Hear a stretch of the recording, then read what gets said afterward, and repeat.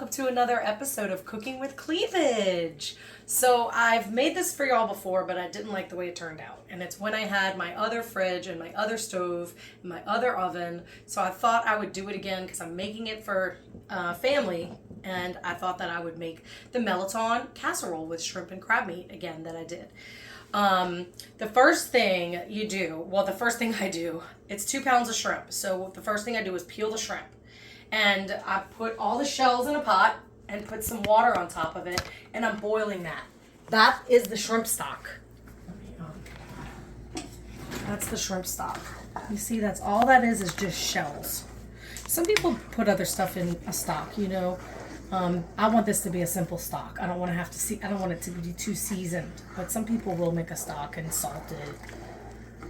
But that's all this is, and it's just been simmering, right? I think it needs to be up a little higher because it really needs to.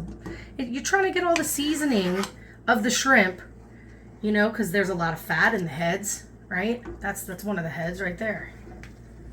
And the fat comes out into the stock and it seasons whatever you cook in it. So I'm going to cook the Mirlitons in this shrimp stock. Okay, so I'm getting that shrimp stock ready. And then these are the Mirlitons. So I just washed them off.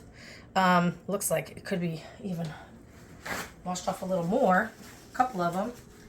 And I cut them, I just sliced them in half. They're too hard to peel like this. So you really... some people stuff these too. They'll cook them like we're cooking them. They'll bake them or whatever and get them soft and then scoop all that inside out.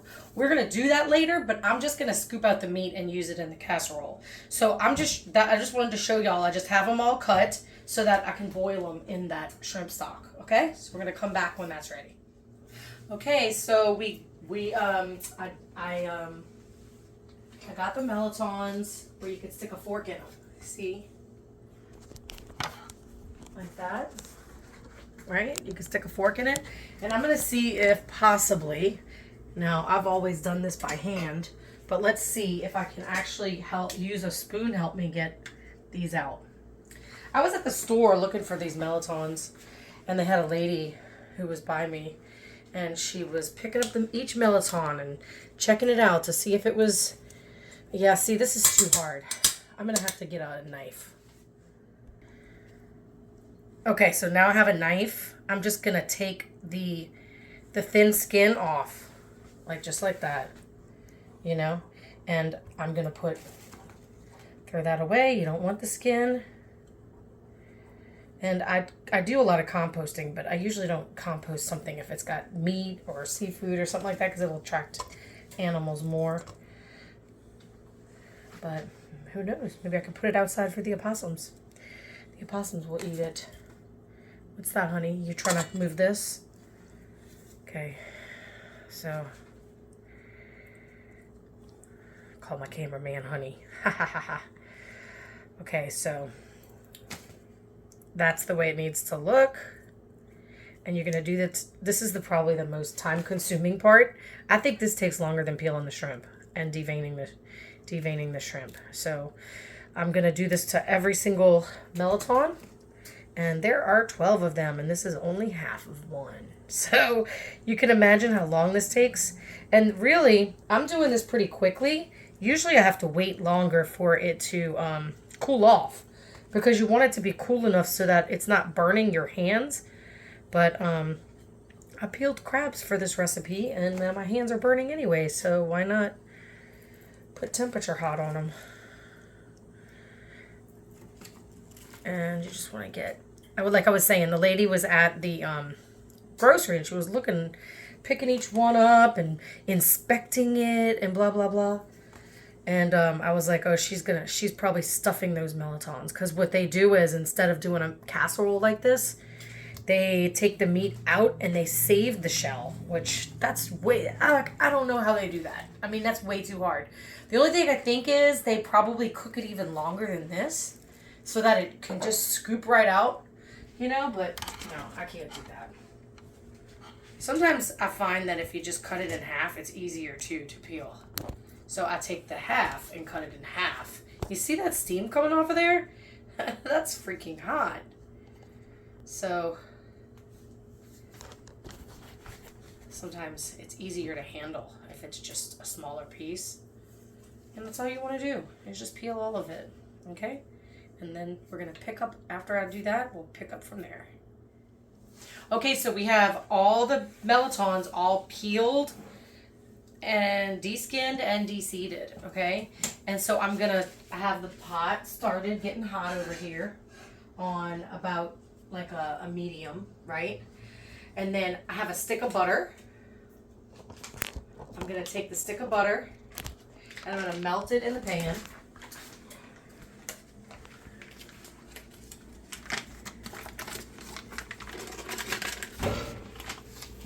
That's that Irish butter.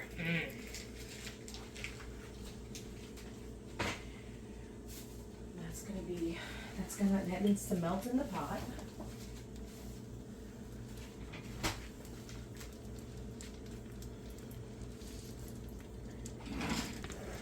Yeah, it's not going to take long to melt. But you see, I just used the same pan that I made the shrimp stock in, and that I boiled the melitons in. After all this comes in, there's nothing wrong with all this great shrimp stock stuff getting into this flavoring in here, right? Okay, so we're just going to let that melt. Okay, and I have parsley here. I have an onion. I have a few stalks of celery. I have about 4 or 5 toes of garlic, and I just cut it all up in my food processor. So I'm just going to add that in here, the whole thing. Just add it in. And I'm going to get all of this out.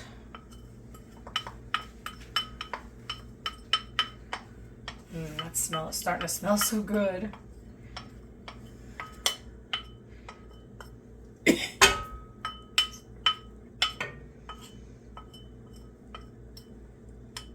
I got all the parsley. I got a really small bunch of parsley.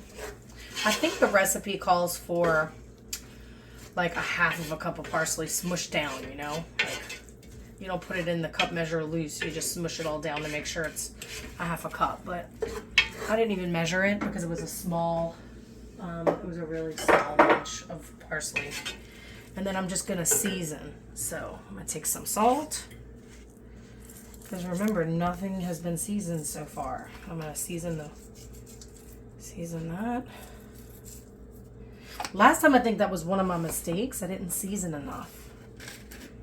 And I'm gonna put a little 20 centuries in there.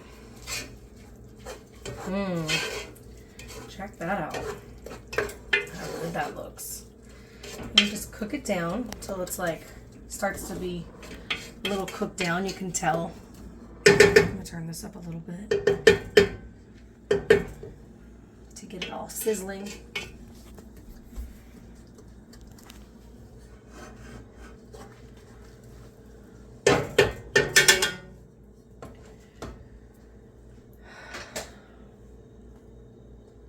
Okay, you see how nice that's cooking in there? So good. And then I'm going to add the melitons in there.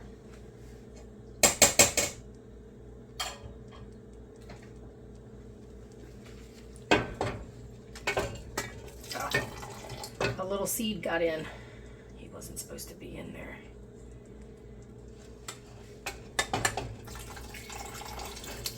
And I'm going to put that juice all back in there.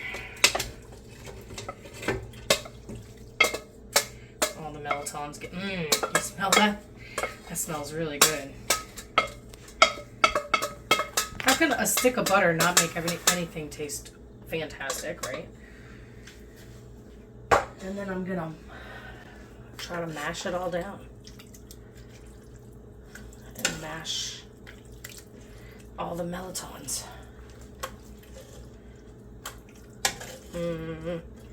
That looks so good.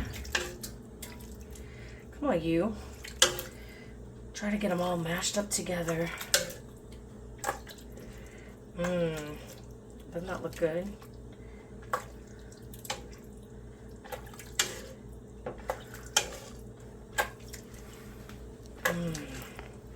It smells so good. Does that look like it's about mashed?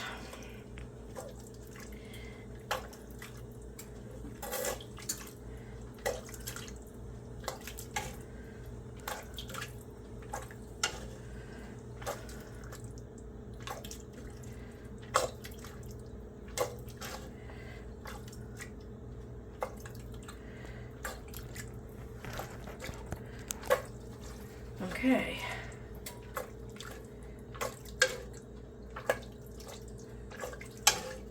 Okay.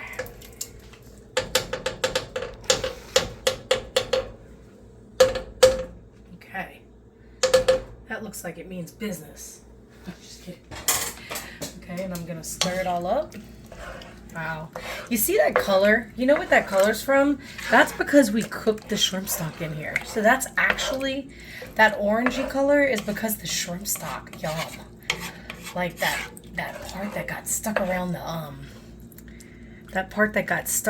the, edges. Oh, so good.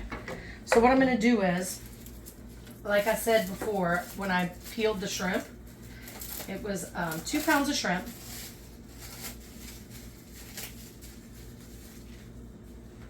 And I deveined them, and then I cut them. Okay, so that's the shrimp. I'm gonna add that in.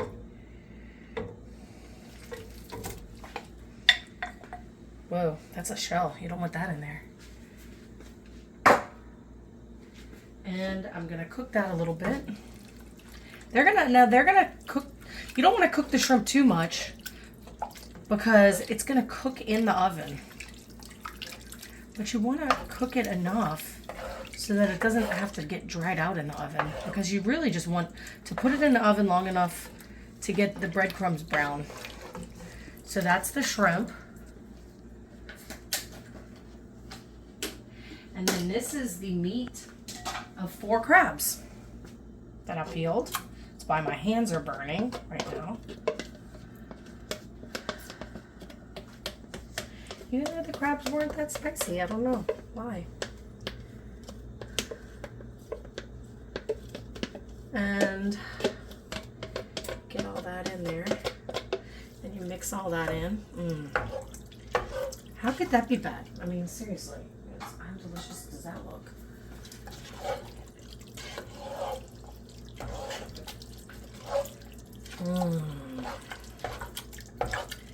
And then I'm going to turn the fire off. And actually, I'm going to heat up the oven to 325. So I have been having pumpkin seeds in here.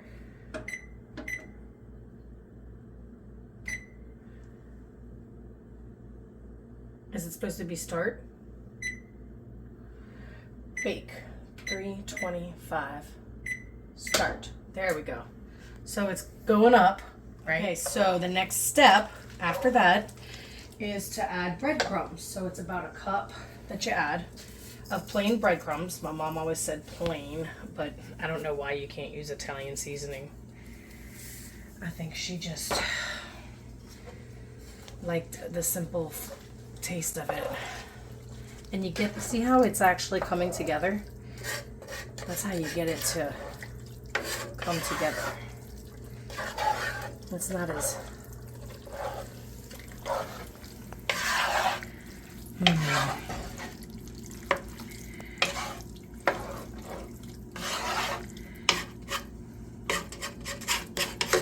Okay, and then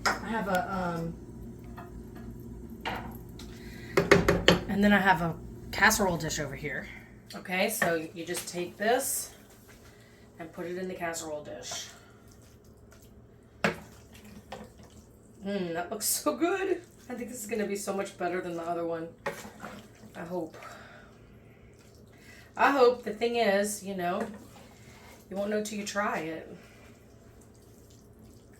And we're not eating this till tomorrow, so I can't even try it.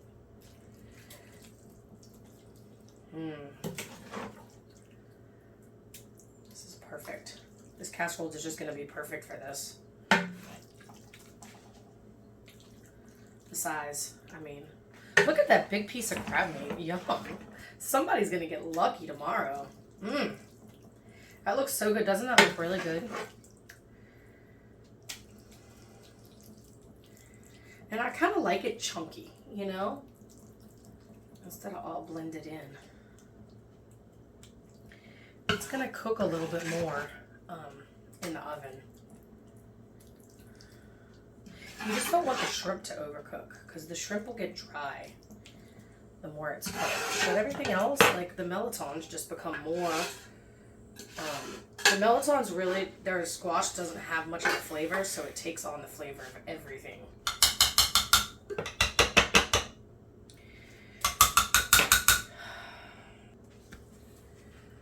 Okay, so now I just smoothed it all out. You see the shrimp are still, needs to be cooked. And then you just top it with breadcrumbs. You don't even have to measure this. It just needs to be topped with breadcrumbs. And you cook it until the breadcrumbs get brown. And I already put the oven on 325, so it's ready.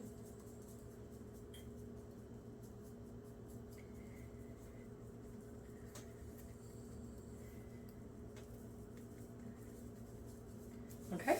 And then we'll open this up and put the casserole dish in there. And I hope that's the right temperature, because what I'm gonna do is put a timer for 30 minutes and it's gonna time me. It's supposed to be at least 30 minutes until the breadcrumbs brown. While that's cooking, I'm gonna make a wine spritzer, white wine spritzer. So it's white wine and club soda, and I'm using a lime instead of a lemon. So you want this, like, if you want some wine but you don't want to get drunk really fast, just top it with soda water, and it actually makes it a much more refreshing drink because it's on ice. It's nice for the summer, you know. I know it's not summer anymore, but anytime's a good time for the drink you like, especially in New Orleans, where the hot weather actually lasts longer than, I mean, today it was it was at least 75 out there. It was hot. I had to take off my my overshirt, my long sleeve shirt. I had to take it off because it was too hot. I went to go grab my vest, and it was too hot for my vest. So you can either top it with wine. I think I'm gonna top it with a little bit more wine, and then a little bit more soda. And that's, you can stir it, but I don't have a spoon on me. Can you grab me a spoon? Ah, there we go. And then you just stir it. I'm gonna push the lime down. Cheers. That's very refreshing. Okay, we'll be back. Hey y'all, just one last note. I did have to cook it longer, so I would suggest cooking it on 350 for about an hour and 15 minutes. It was perfect after that. Okay, well, I hope y'all have a happy holidays. See you on the next episode. I know that when I cooked this for y'all last time, it took way too long because that oven was probably not even on 325, and it was a disaster. I hope y'all enjoy this more, and I hope you enjoy your holidays. Happy holidays.